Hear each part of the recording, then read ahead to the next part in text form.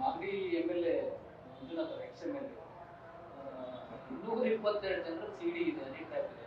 ನಿಮ್ಮನ್ನು ಬಿಟ್ಟು ಮಾಗಡಿ ಬಾಲಕೃಷ್ಣ ಅವರನ್ನು ಬಿಟ್ಟು ಅಂತ ಹೇಳಿ ನಾನೊಂದು ಹೇಳ, ಹನಿ ಟ್ರ್ಯಾಪ್ ಅನ್ನೋದೇ ಒಂದು ವ್ಯವಸ್ಥೆ ದಾರಿ ತಪ್ಪಿಸಂಥ ಮಾತುಗಳೋ ಇಲ್ಲ ಜನರು ಬೇಸರ ಆಗೋಂಥ ವಿಚಾರನೋ ಇಲ್ಲ ಎಲ್ಲೋ ಒಂದು ಕಡೆ ನಾವು ಹಾದಿ ತಪ್ತಾ ಇದ್ದೀವೋ ಅನ್ನೋ ಒಂದು ವಿಚಾರಕ್ಕೆ ನಾನು ಜಾಸ್ತಿ ಚರ್ಚೆ ಮಾಡೋಕ್ಕೆ ಇಂಟ್ರೆಸ್ಟ್ ಇಲ್ಲ. ಅದು ನಮಗೂ ಇವತ್ತು ಜನರು ಇವತ್ತು ನಾವೆಲ್ಲ ಜನರಿಂದ ಆಯ್ಕೆ ಆಗಿದ್ದೀವಿ ರೀ. ಅವ್ರೇನು ಅಪೇಕ್ಷೆ ಪಡ್ತಾರೆ ಆ ದಿಕ್ಕಲ್ಲಿ ಹೋಗ್ಬೇಕ್ರಿ. ನಿಮ್ದು ಏನಾದ್ರು ಸಮಸ್ಯೆ ಇದ್ದರೆ ಚೌಕಟ್ಟು ಏನು ನಮ್ಮ ಪಾರ್ಟಿಗಳ ಚೌಕಟ್ಟಲ್ಲಿ ಕೂತ್ಕೊಂಡು ಮುಖ್ಯಮಂತ್ರಿಗಳು ಸಮರ್ಥರಿದ್ದಾರೆ ಅವ್ರ ಹತ್ರ ಹೇಳ್ಕೊಳ್ಳಿ. ಇವತ್ತೇನು ಬೇರೆಯವ್ರು ಹೇಳೋ ಹೇಳಿಕೆಗಳಿಗೆಲ್ಲ ನಾವು ಪುನಃ ಅದು ಹೇಳಿಕೆಗಳು ಕೊಡ್ಕೊಂಡು ಜನರಿಗೆ ಬೇಸರ ಮಾಡಬಾರ್ದು ರೀ. ಜನರು ಅದು ನಿರೀಕ್ಷೆ ಪಡಲ್ಲ ರೀ. ಕಾರ್ಯಕರ್ತರುಗಳು ರಾತ್ರಿ ಆಗಲೂ ಕಷ್ಟಪಟ್ಟಿದ್ದಾರೆ ರೀ.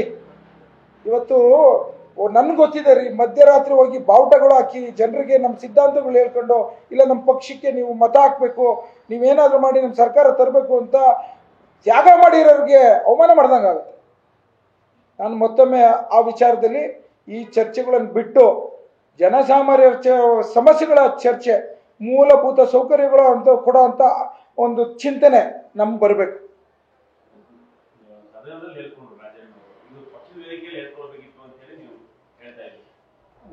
ನನಗೆ ಅನಿಸಿದ್ದು ನಾನೊಬ್ಬ ಚಿಕ್ಕನಾಗ್ಬೋದು, ಅವ್ರಿಗೆಲ್ಲ ಹೇಳೋಷ್ಟು ದೊಡ್ಡನಲ್ಲ.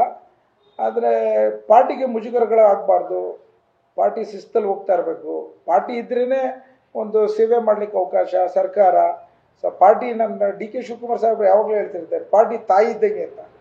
ಸೊ ಆ ಚಿಂತನೆಯಲ್ಲಿ ನಾವಿದ್ದೀವಿ.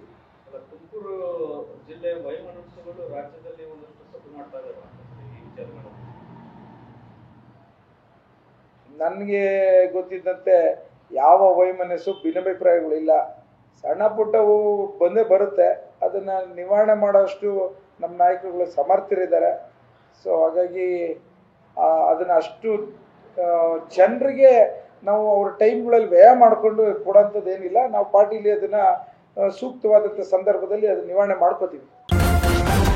ನ್ಯೂಸ್ ಫಸ್ಟ್ ನಿರ್ಭೀತಿಯಿಂದ ನಿಮ್ಮ ಪರವಾಗಿ.